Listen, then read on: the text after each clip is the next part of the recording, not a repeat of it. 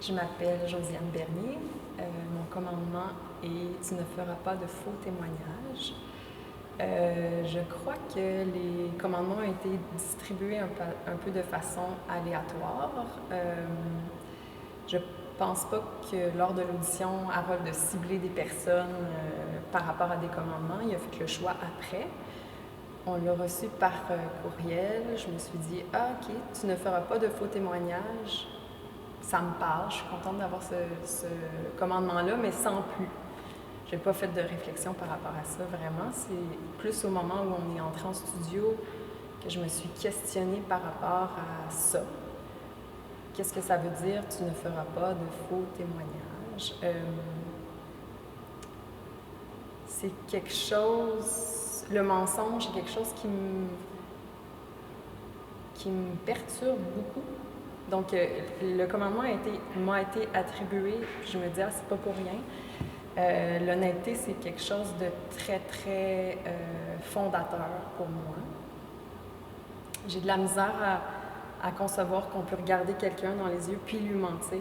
Donc, ça, c'était le point de départ, l'espèce de sensibilité que ça me crée, qu'est-ce que ça me fait. Mais c'est beaucoup plus grand que moi, évidemment.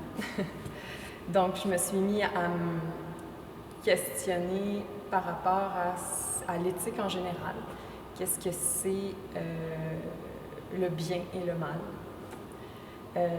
Pour moi, j'ai fait un peu de philosophie avant d'entrer, de faire ma formation en danse. Juste un certificat à l'Université Laval. Puis je me suis concentrée sur l'éthique parce que c'est ça qui me parlait le plus.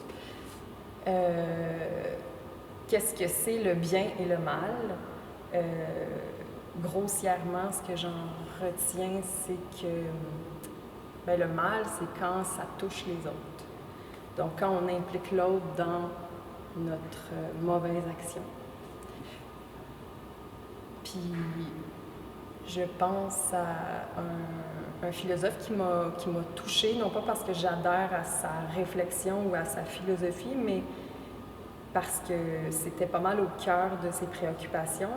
C'est Emmanuel Kant, qui pour lui, il y a une grande influence du christianisme et aussi, il est vraiment axé sur la pureté de l'intention. Donc, c'est quand même clair, je trouve, pureté d'intention, qu'est-ce que ça veut dire? Pour lui, il distingue deux facultés humaines qui est la sensibilité, que lui, il attribue plus à quelque chose de par amour de soi puis par égoïsme. Je suis plus ou moins d'accord avec ça, mais je comprends l'idée, puis aussi par rapport à quelque chose qui est plus rationnel. Ce qui m'amène à penser que lui, ça l'amène à penser que la bonne volonté, c'est purement rationnel. Donc, c'est pas par rapport à toi, comme je parlais depuis tantôt, mon commandement, c'est qu'est-ce qui me fait.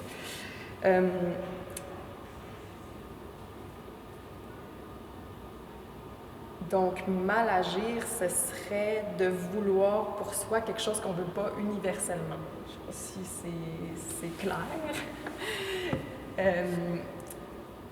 Fait que tout ça, ça me nourrit parce que si tu...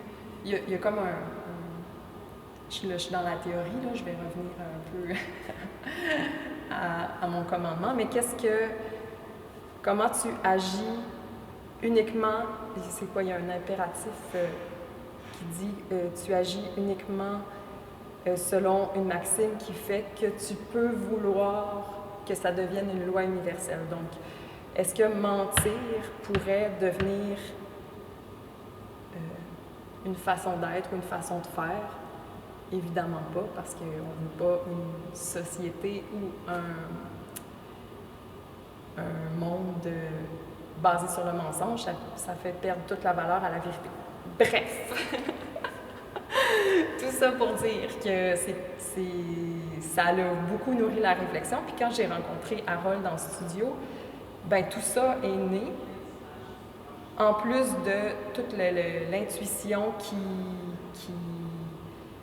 qui dicte ce commandement-là. Donc,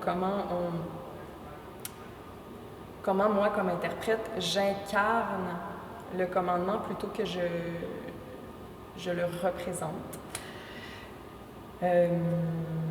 Comment ça devient plus grand que moi, comment je suis une genèse ou un canal par quoi les choses passent ou s'expriment, comment comment ce n'est pas à propos de moi, comment l'interprète n'est pas le sujet principal, ce n'est pas moi qui ment ou moi qui subis le mensonge, mais plutôt quelque chose de vraiment plus grand.